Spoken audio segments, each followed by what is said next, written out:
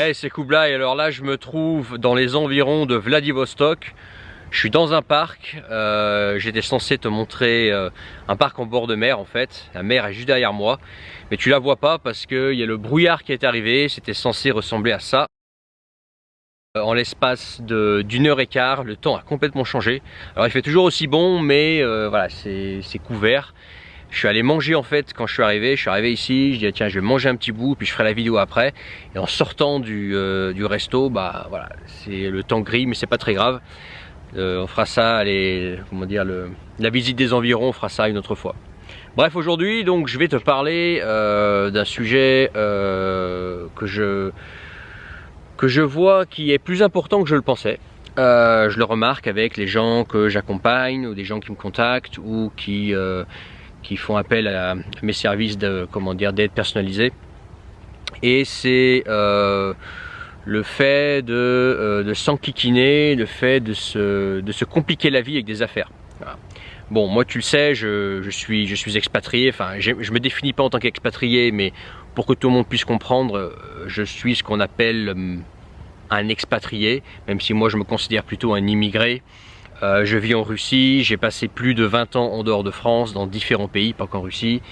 Bref, et bon, la Russie, tu le sais peut-être, c'est le pays le plus grand au monde. Et dernièrement, bah, tu vois, j'ai déménagé, là je suis à Vladivostok, j'habite ici maintenant.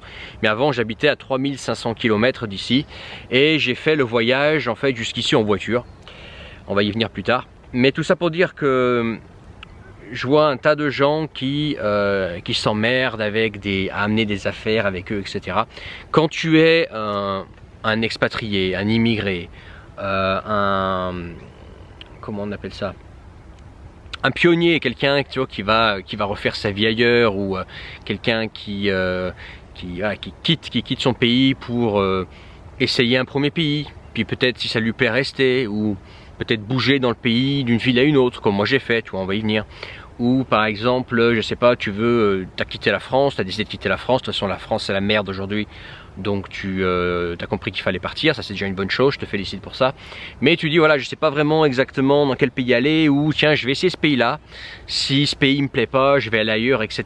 Ce qui est une bonne approche, c'est celle que je conseille. Plus tu auras d'affaires avec toi, plus ce sera compliqué. Je dis pas que c'est impossible, c'est tout à fait faisable, surtout si tu es prêt à mettre l'argent dans des frais de transport pour tes affaires, etc. Mais c'est beaucoup plus chiant de bouger, de t'essayer à différents endroits si tu as beaucoup d'affaires. Par exemple, si tu dois amener avec toi tes meubles, ton chat, ton chien, ta voiture, ou je sais pas, tes voitures, ou ton camping-car, ou je sais pas, tout ce que tu vas amener avec toi, bah c'est toujours possible d'expatrier, c'est toujours possible de passer de pays en pays, mais ça va être beaucoup plus complexe, ça va être plus complexe potentiellement dans les formalités. Par exemple, tout à l'heure je te parlais de véhicules. Amener un véhicule avec toi en fonction de là où tu vas, bah, ça va te compliquer la vie, ça va t'apporter de la charge administrative en plus, de la prise de tête, des animaux éventuellement aussi, des meubles, etc. Ça va t'apporter beaucoup de frais, comment dire, d'entreprise de transport, de la prise de tête, etc. Éventuellement du stress, qu'il arrive quelque chose à tes affaires. Bref, plus tu es léger, mieux c'est. Alors tu vas me dire, oui, ça tu m'en as déjà parlé dans d'autres vidéos, on a compris que tu étais un minimaliste, moi je suis un minimaliste, je me contente du moins d'affaires possibles.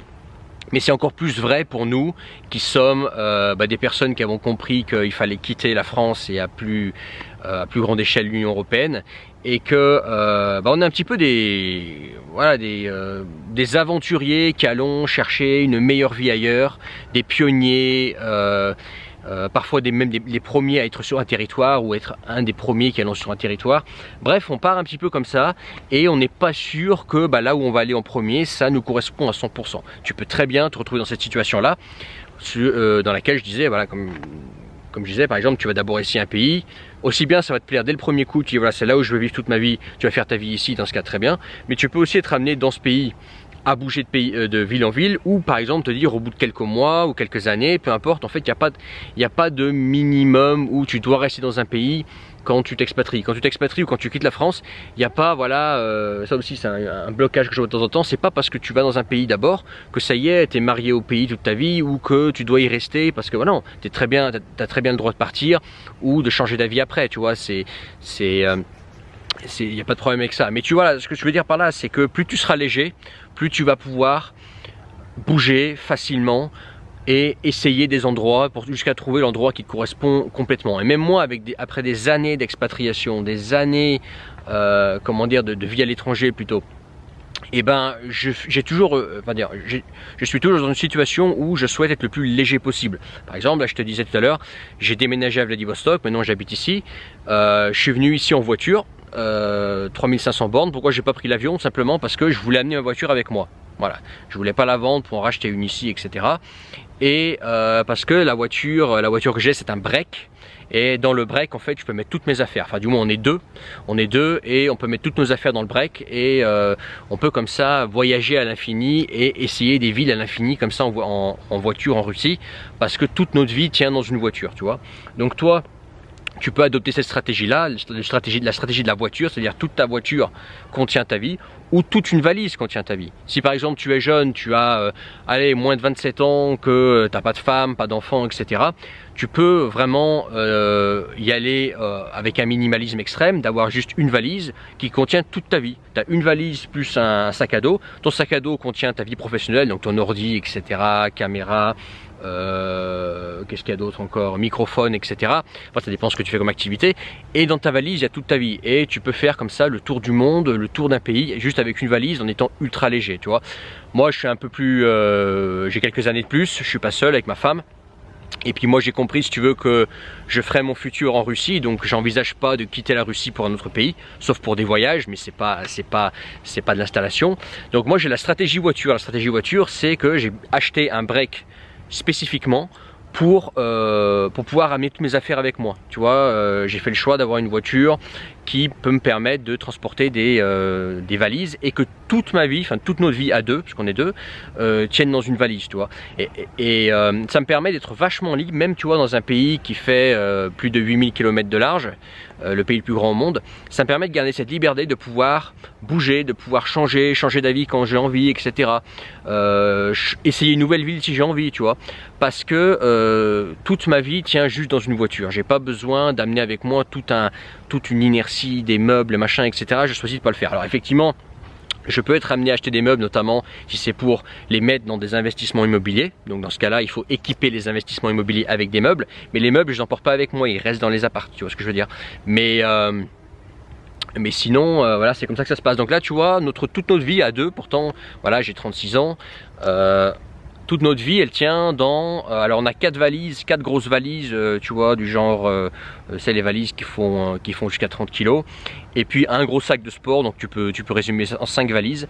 5 valises et une voiture, c'est tout ce qu'on a de matériel. Le reste, en fait, c'est des choses qui restent en place ou qu'on n'amène pas avec nous. Et on choisit de rester dans cette configuration-là pour avoir le luxe de pouvoir bouger si on veut. Tu vois, d'avoir le luxe de se dire, bah aussi bien, alors c'est pas du tout mon cas, mais aussi bien je sais pas, dans quelques mois, Vladivostok, bah ça nous plaît pas autant qu'on le pensait, bah, on peut aller ailleurs, on peut aller dans une autre ville de Russie, on peut essayer n'importe quelle ville de Russie, tant que voilà, tant qu'il y a une route, tu vois. Donc essaye d'avoir cette approche là. Si toi tu as compris que la France c'était la merde et qu'il fallait partir, j'ai quelques moustiques qui arrivent, la nuit est en train de tomber, et en fait il y a un petit ruisseau à côté là.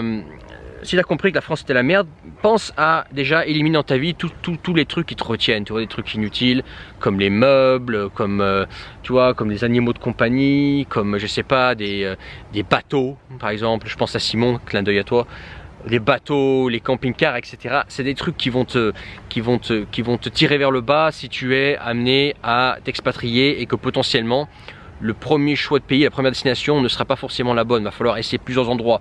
Mais moi, j'ai essayé plein d'endroits, j'ai essayé même plusieurs pays. Tu vois, il y a encore 5 ans, on a essayé la Nouvelle-Zélande. Parce qu'on s'est dit, bah tiens, pour ne rien regretter, on va essayer la Nouvelle-Zélande, on est reparti, tu vois. Aujourd'hui, on est très bien en Russie. On a compris que c'était la Russie l'endroit où il faut être, du moins pour nous, tu vois. Et puis potentiellement pour toi, si tu aimes mes vidéos en général, c'est que on a beaucoup de points communs et que potentiellement la Russie ça pourrait vraiment te plaire et tu pourrais vraiment t'y sentir bien. Mais bref, tout ça pour dire, c'est que toi si tu as compris qu'il fallait quitter la France, commence à éliminer petit à petit comme ça des objets, des trucs qui aujourd'hui font partie de ton confort mais qui ne seront pas indispensables, qui ne sont pas vraiment indispensables, et élimine de plus en plus d'objets pour que le jour où où tu partes, si tu es dans la préparation de ton départ, que tu aies le moins d'objets à amener avec toi, le moins d'objets pour ensuite avoir la liberté de bouger facilement, sans trop de frais non plus, parce que c'est vrai que tu pourrais me dire, ah mais moi je peux amener avec moi tout ce que je veux dans le monde. C'est vrai, dans l'absolu par exemple, dans l'absolu tu peux venir avec ton camping-car, ta voiture française, ton bateau français en Russie. Dans l'absolu tu peux amener avec toi suffisamment de meubles pour équiper un appartement de 200 mètres carrés. Oui, tant que tu payes. Tant que tu payes et tant que tu es prêt aux prises de tête. Moi j'aime pas trop les prises de tête, je suis bien léger, tu vois, j'aime bien rester léger, minimaliste, avoir le moins d'affaires possible. Et puis au niveau budget, tu sais, amener avec toi une valise, en low cost ça coûte quelques dizaines d'euros de plus en général, ou je sais pas, ça dépend des compagnies, mais sinon bah tu amènes ta valise gratuitement avec toi. Mais s'il faut amener avec toi des tonnes d'affaires, bah c'est des frais qui chiffrent vite quoi. Et ces frais, bah tu ferais mieux peut-être de les mettre dans autre chose, comme dans ton projet sur place quoi. Par exemple de l'investissement IMO ou d'autres investissements ou un business, etc. Voilà. Bref, je t'invite à réfléchir là-dessus. En tout cas, si tu veux aller beaucoup plus loin dans l'expatriation, notamment en Eurasie. Bon, mon truc c'est l'Eurasie. Donc l'Eurasie c'est quoi? L'Eurasie, nous on couvre en fait, on commence en Biélorussie, notre pieuvre, là où la zone sur laquelle nous comment dire, on sévit. Donc Biélorussie, Russie donc qui est ma spécialité, Biélorussie avec Simon, et puis beaucoup de pays, la plupart des pays, même tous, sauf la Corée du Nord. La Corée du Nord on la fait pas, mais sinon sur les pays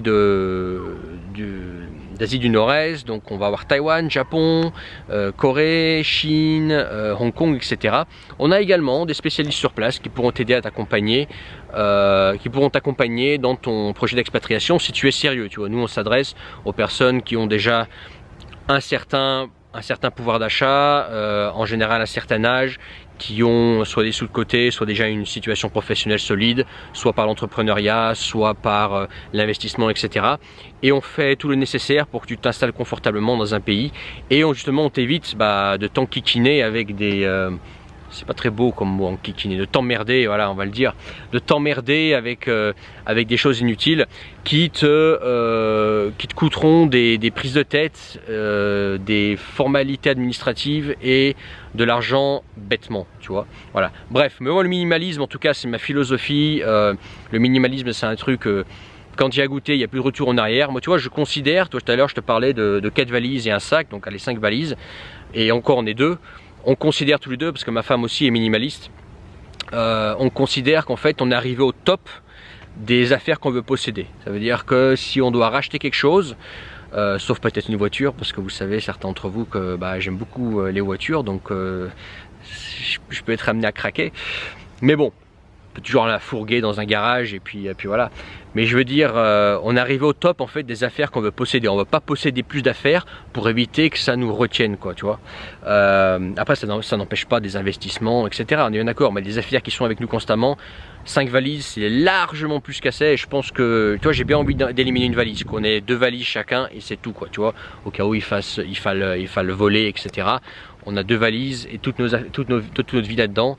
Toute notre vie est là-dedans et je sais pas, ça procure un bien-être vraiment, enfin, un peu fatigué là. Ça procure un bien-être. Les moustiques commencent vraiment à me gonfler là, tu vois, parce que la nuit elle tombe et le ruisseau à côté, j'aurais pas dû mettre à côté d'un ruisseau. Je sais plus ce que je disais. En bref, en tout cas, la suite elle est dans la description. Tu rejoins mes contacts privés, ça s'appelle la lettre d'Eurasie parce qu'on est en pleine Eurasie là, tu vois, Vladivostok c'est un petit peu la capitale de l'eurasianisme finalement, tu vois, de l'eurasianisme de droite et les eurasiano-capitalistes. Et puis également mon Telegram qui va s'afficher à l'écran. On discute quotidiennement sur Telegram, c'est gratuit pour venir nous rejoindre et pour recevoir des conseils concernant ta vie à l'étranger, ta construction de ta vie à l'étranger, quitter l'enfer français, et puis également des photos d'inspiration. En fait, tout ce que j'ai envie de partager avec toi, je le fais sur Telegram. Et sur Telegram, tu verras que si tu veux aller encore beaucoup plus loin et vraiment rentrer dans le sérieux, dans Telegram et dans mes contacts privés, je te parle du reste, les nouveaux Russiens, les accompagnements, etc. Bref, on se retrouve sur Telegram et dans mes contacts privés, tout est dans la description, en bas de cette vidéo. À très bientôt et puis le salut de Vladivostok. Ciao.